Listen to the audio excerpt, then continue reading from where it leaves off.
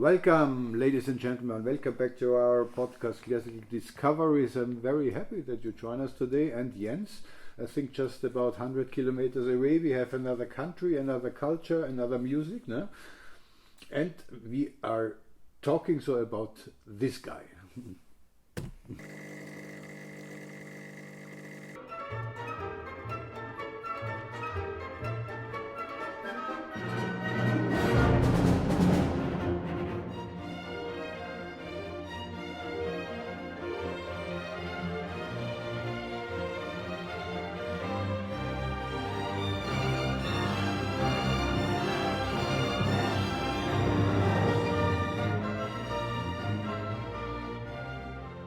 Today on this we would love to concentrate on Mr. Bohuslav Martinů, who was born in 1890 in Polička. I tried now, I have no idea, Polička, in Bohemia. That sounds pretty good though, Polička. Yeah. And of course this story gets told almost invariably every time anyone talks about Martinů. The first 11, 12 years of his life, on account of his father being a fire watchman, he lived in a church tower. Oh, really? Okay. So 194 steps above ground. So the chapter in Surprised by Beauty. Okay. You remember the title? On Martinů is, I believe, a bird's eye view. A bird. Ah, okay. And when I first read that, I thought, what if you forget the milk?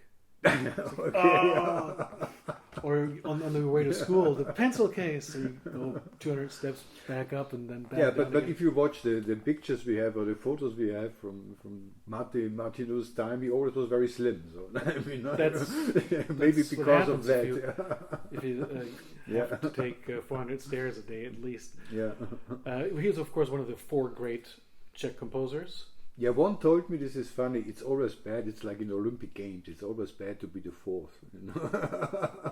Okay, we have Smetana, we have Dvorak, we have Janacek, and then, the fourth, is Martinů. At this point, I think he has to vie with Smetana for the third place, because Smetana is not performed that often anymore. Okay, but also not Martinů, also not so much. That's true, Yeah. Although, as we will come to find out, we have some material about Mr. Martinů.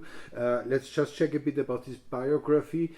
He studied violin with Josef Suk, and then he went to Paris. I think this was a very important Erfahrung, very important experience. Well, you're skipping a few things there. I mean, okay. He has a fun upbringing.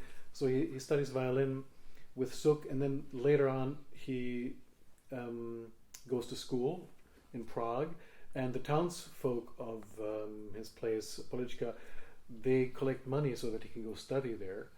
Okay. And Martinů is incredibly lazy and doesn't particularly care about studying, so he's being kicked out of the conservatory twice. Oh, really? Okay. And he fails his first final examination, but the people of Polička, they think he's talented and they collect more money and they send him back. He is a violinist in the Czech Philharmonic for a while. Under Talich. Yeah. And those are the great first musical experiences of his life. Okay. And then, as any man coming of age presumably dreams about, he moves to Paris. Yeah, it's like many composers, like Krenek or whatever, they all went to Paris. That is a kind of a sign of freedom, Paris. But also because it was musically a center of invention. Stravinsky was doing his thing there. Le Jazz Hot was going on. That influenced him very much. And he studied with Roussel, the greatest French symphonist probably there is. Okay. And already we see a little bit of the because people say he's one of the, or I've just said it, one of the top four Czech composers. Martinů is unlike Dvorak and unlike Janacek and definitely unlike Smetana. He's not really a Czech composer because he took musical styles from wherever he went and other places, adapted them, discarded them, moved on. There is no particular Martinů style. We'll talk about the symphonies later. All the symphonies are, if you will, American symphonies, just as much as they are Czech symphonies, in that they were all composed in the United States. All but one were premiered in the United States. They were commissioned by Americans. But it's also not American style. They're also not. I mean, of course. What is American classical music at that point? But we do have the Gershwins, of course. We have the emergence of an American idiom that would be considered, as such, and it's not that either. The point is, he really defies easy categorization geographically, stylistically, and with his experiences in Prague and in Paris, and then in America, he becomes this cosmopolitan composer. Okay. More than anything else. And then in 1940, Verkushny warned him that the Nazis are headed for Paris. Okay. And Martinů thought, better get out of here. Yeah, and he wanted to join the Czech volunteers in France to fight in the war, but he was rejected on account of being physically not suitable. So he took the long way through France, Spain, Portugal, and eventually in 1941 he arrived in the United States. And that was the beginning of his American chapter. And now we come to the symphonies, because almost immediately Koussevitzky suggested he write a big orchestral piece in memory of Koussevitzky's wife that had died, Natalia. And he took that as the occasion to write his first symphony. That is interesting. I mean, he was already old then, for the He was first symphony. 52 years old when he wrote his first symphony, which makes him a much more mature composer writing his first symphony than Bruckner, who was 45 when he wrote Symphony No. 0, or Brahms, for that matter, who finished his first symphony at the age of 43. And then the symphonies come one after another every year. So he writes the first symphony in 42. 43 comes the second, 44, 45, 46. And in that sense, the symphonies give, well, I don't want to say a misleading picture of Martinů, but Martinů is, as we've mentioned many times now, so stylistically diverse, yet the symphonies are fairly homogeneous as a bunch. Even the sixth one, which came a couple years, 6 years later after the fifth, they're between 25 and 35 minutes long. They're 3 or 4 movements, so outwardly they seem to have a classical structure, internally not so much. And I don't want to say they sound the same, but they're clearly cut from the same cloth. Maybe it was because of the American public. He couldn't be so extremely strong or modern. I mean, that was the stage he was in. And given that he wrote 5 symphonies in 5 years, it's not that surprising that they should be fairly similar in style, or roughly speaking anyway. And they were all premiered and commissioned by the greatest symphony orchestras in the world and some of the greatest conductors. So we have, and in America, also in America. All but the 5th were premiered in America. All 6 of them were written in America. The 6th he finished in Paris, but most of it was written in New York. And the Boston Symphony Orchestra premiered the 1st with Koussevitzky. Then Leinsdorf premiered the 2nd with Cleveland. Then came Koussevitzky in Boston again for the 3rd. The 4th one was written for the Zieglers, but essentially for Ormandy, and was premiered with the Philadelphia Orchestra. And then the 5th was premiered by Kubelik in Prague with a Czech Philharmonic. This might have to be then after the war, no? That was in 46. And I think it was premiered at the first Prague Spring Festival. And then in 53 he wrote he finished the 6th, and that was again taken on by the Boston Symphony Orchestra and then under Charles Monk. We don't have the Boston Symphony, we also have not the Cleveland Symphony, but we had here the Vienna Radio Symphony Orchestra with Cornelius Meister, and they also did it year by year. They recorded one symphony in 6 years. I was at 2 of those concerts. Really? And those were, as far as I was concerned, but really by common consensus, some of the best concerts in the entire reign of Meister with the really? It's a really good recording. It's one of maybe 11 complete sets. of Martinů. If you go to the Iron Arts Martinů Symphony Cycle Survey, okay, little plug there, you can read about all the different sets of the Martinů symphonies. Okay, and when they were recorded and. Okay. But before we go further on now with the symphonies, I was in a recording session. I mean, most of them they did it live, and then they made a patch session, or how to say, to push out some mistakes that happened live or whatever. And I could do a short interview with the conductor Cornelius Meister. Yay! Let's hear a bit.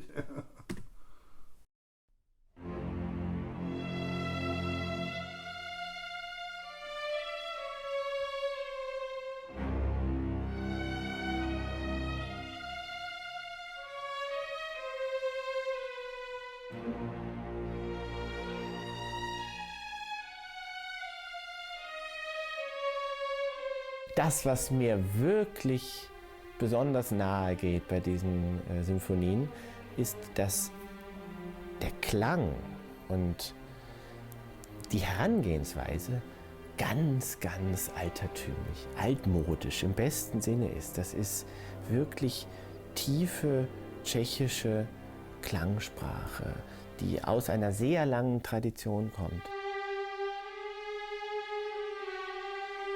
Manches, was beim ersten Hören vielleicht unverständlich, rein atonal klingt, das ist an ganz vielen Stellen ausschließlich bitonal. Also nur 2 Tonarten sind nebeneinander, manchmal 3, tritonal. Aber die wiederum sind Dur-Akkorde, Moll-Akkorde, sehr weiche Akkorde. Also bei allem, was es an Schärfe und Bestimmtheit gibt, das ist sehr menschlich.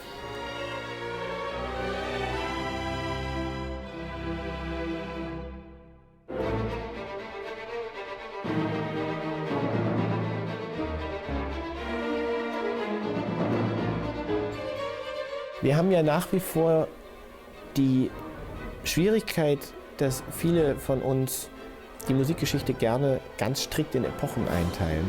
Und da haben die Komponisten, die an der Schwelle zwischen 2 sogenannten Epochen komponiert haben, es naturgemäß schwer. Und Martinů aus meiner Sicht gehört auch zu denjenigen, denn sie haben keine Lobby. Also er wäre nicht denkbar ohne die Spätromantik, aber halt auch nicht denkbar ohne die Errungenschaften des 20. Jahrhunderts.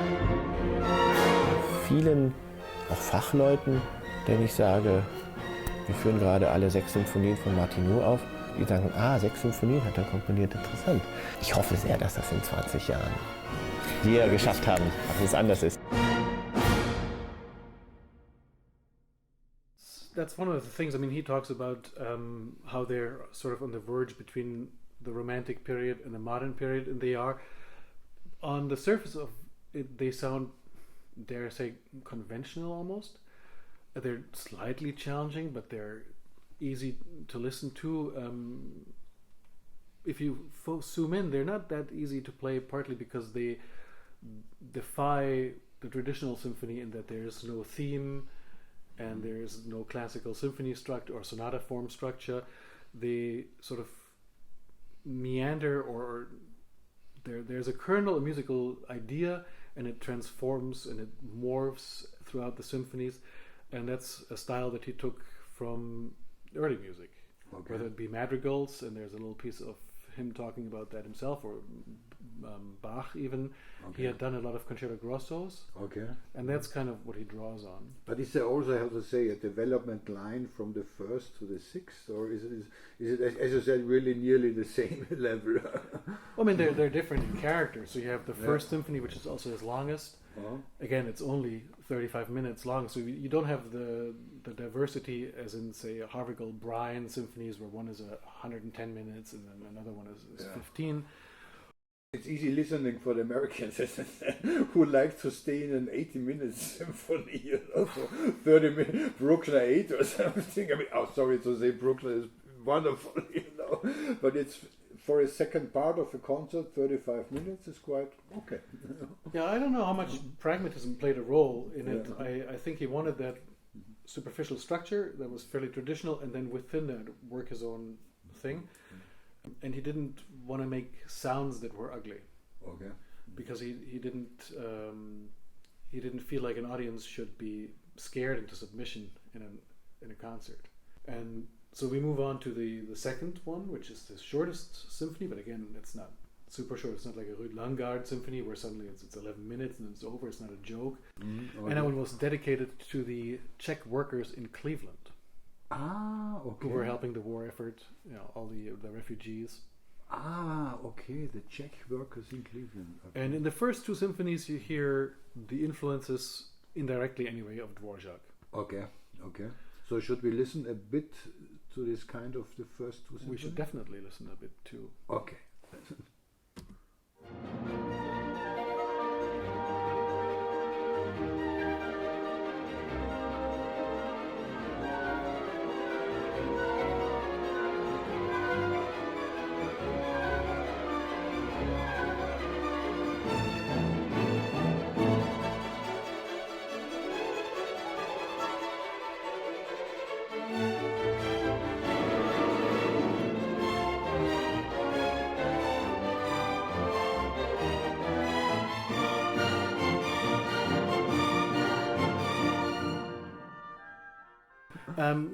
Clearly, he, as he also says himself, he comes from Czechoslovakia, what was then Czechoslovakia, and that is in him. And we hear it in the rhythms, and we hear it in the flair, if you will. But it's more than that, and it's kind of a unique voice. Absolutely. Yeah, we come to the third symphony. Speaking of sides, and that's the tragic symphony. Okay. In a sense, that's part of a quadriga of war pieces. He had written the Field Mass, which is a fantastic work, that he wrote before he left for America. Okay. And that was dedicated to the Czech volunteers in the war. And then there's the double concerto, and there is Memorial to Lidice. Okay, yeah. And the third symphony. And the third symphony came a year before the Memorial to Lidice. And is it the slow movement? You can already hear what he was then later on doing in the Memorial. And it's very tragic. Just to explain, Lidice was a horrible thing in 1942 when the Nazis shot down all male or all men from a village in Lidice. Right, it was the retribution for the attack on was it Heydrich? Heydrich, yeah. The Gauleiter of Czechoslovakia. Yeah, I think it was this title. I don't. Yeah. And they just murdered the people of Lidice, the men. Yeah, hundreds of them, and it's interesting. I mean, this you can see at this point that he really looked a lot from America, what happened here in Europe, and especially in Prague, and that influenced him, of course, a lot in his compositions. And in the finale of the third symphony, which is not that tragic, you can hear the optimism that presumably was inspired by him hearing about the landing of the troops in Normandy. This is a good point. So we have both of it. We have Lidice and we have the finale of Third Symphony. So we listen now a bit to Lidice, the drama, and then the finale of the Third Symphony. Excellent idea.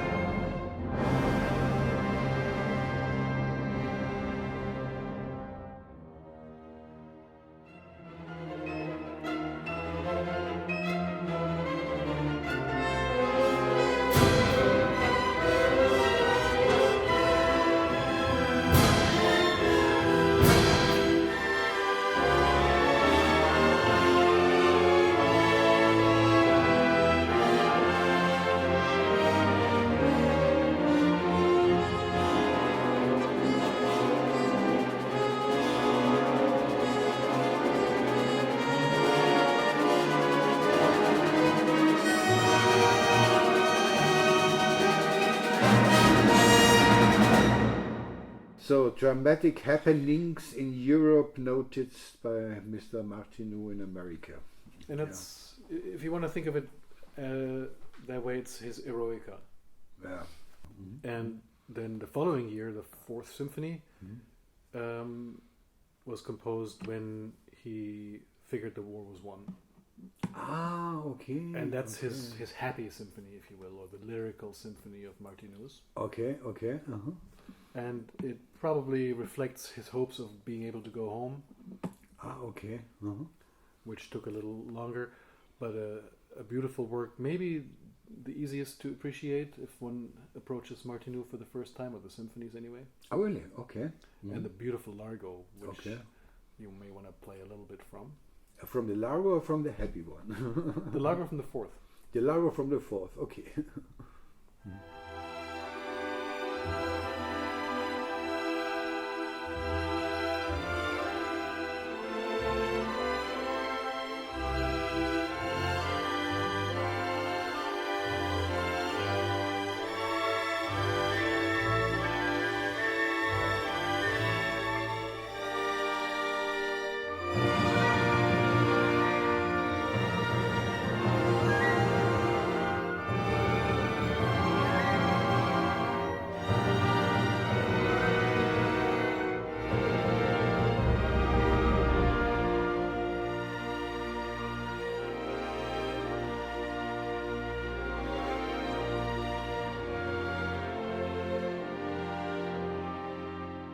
Yeah, wow. And again, we're back to film music. I was gonna say, I'm not gonna say it, but it does remind you of like the last scene in an epic film where there's sort of a sadly tinged happy end. Something heroic, yeah.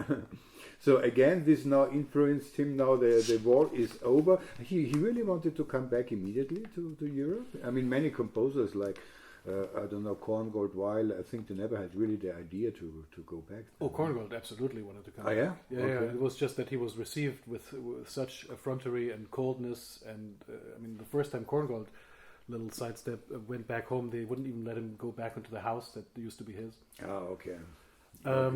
No, he definitely had ambitions to go back home, but then of course history did not play well with the Czech Republic. Yeah. And they went from one.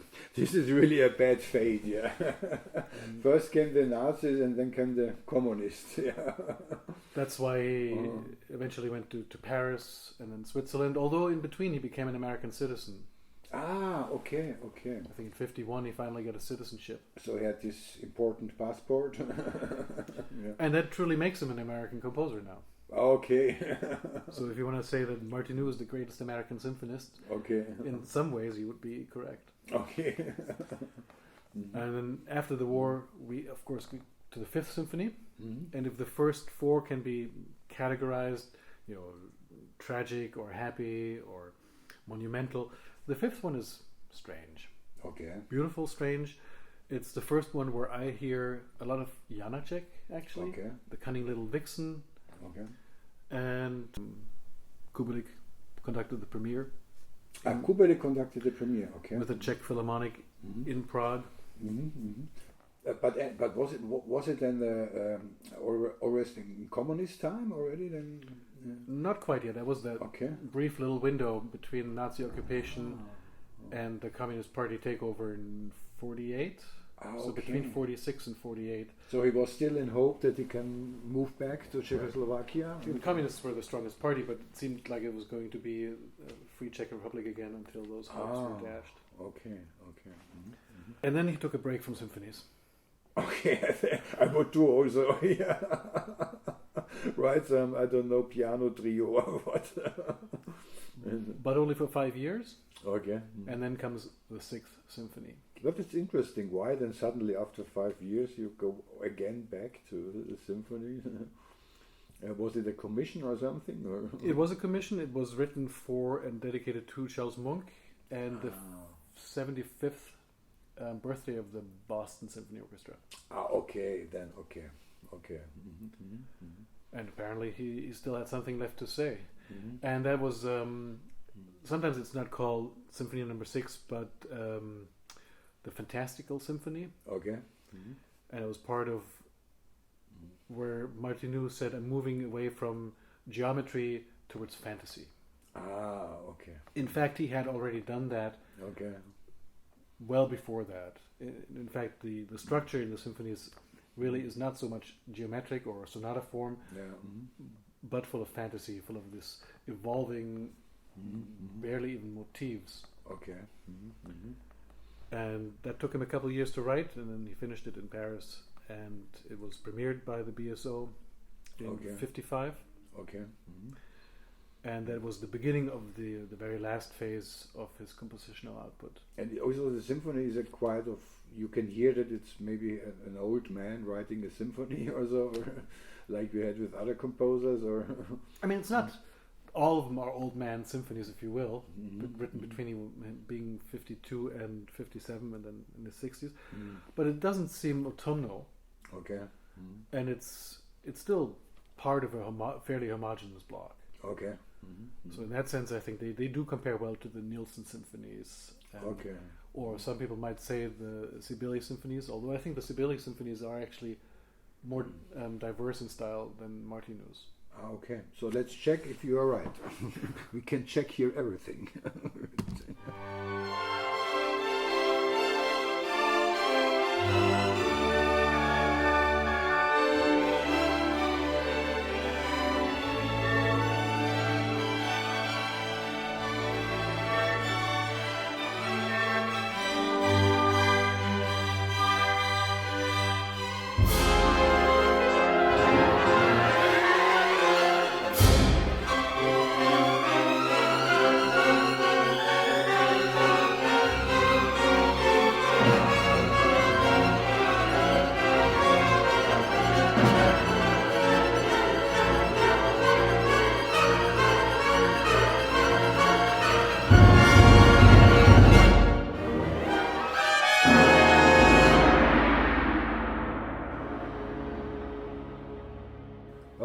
Okay, you are absolutely right.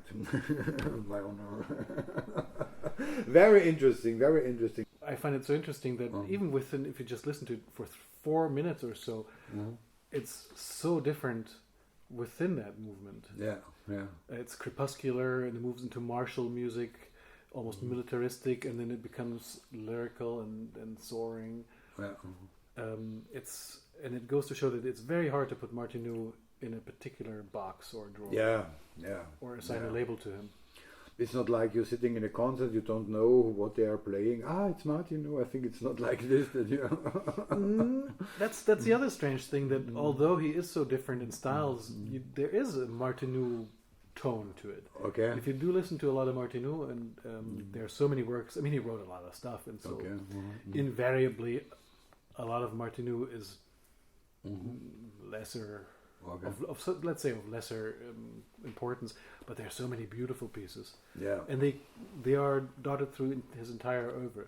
Okay. So from, I don't know if you know the Mouse Ballet, who is the most powerful in the world? Okay. And he wrote that in the 19 or 20. Okay. And then you have the late works, and you have the symphonies, you have the string quartets, which are beautiful. Yeah. The string sextet, for which he won Coolers. Yeah. So, but anyway, the point is that if you listen to a lot of Martinů because for some reason you fell in love with his music, eventually you do get to hear, that's Martinů. Okay. Even though within his own output, he is quite divergent. But as an introduction, again, I think the symphonies are more suited. Of course. Yeah. Or any number of other works. So yes, I mean, thank you very much. I think this was really an interesting short overview about the Czech composer. We say goodbye, and because we are in Czechoslovakia, I have a Czech beer for you now. Now there's Czech culture we can all get behind. You can all get behind, so and we say goodbye. Thank you very much. See you next time when we are, wie heißt denn nüchtern? We're sober again. When we are sober again. Cheers.